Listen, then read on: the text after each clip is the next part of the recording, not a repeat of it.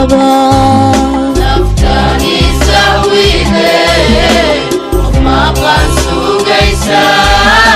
sidii sabidi kalanu saba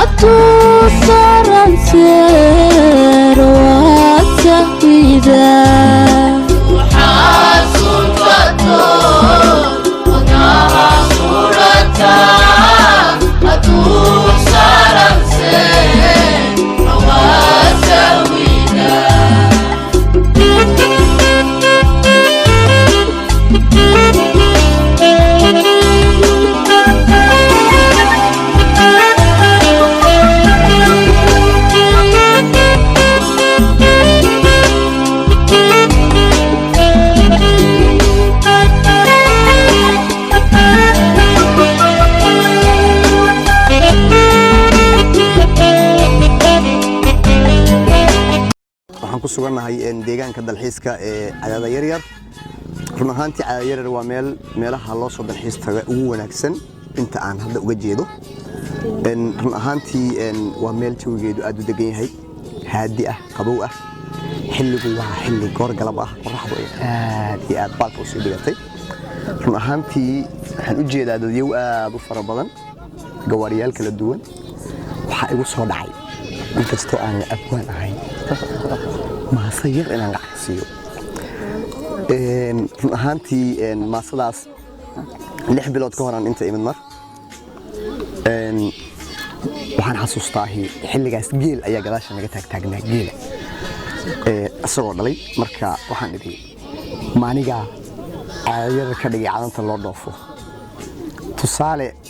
waxay kaaga filan tahay tusaalahaasi ma ahan goob dad kambaniyaal oo dhaqaalayahanaahay ay dhisan gareeyeen ma ahan meel loo diyaariyay beel dalxiis laakiin waa meel natural iyo dabiiciyad ilaahay rabbi ku manaystay roobna ugu deeqay ay ka dhigtay meel aad iyo aad doog ah aad ugu faraxsanahay inaan galabta joogo Cadaada Yaryar dalxiis iyo xaflad yar iyo hambalyo oo imaaday waxa aad ugu faraxsanahay inaan leenahay deegaan aad u qurux badan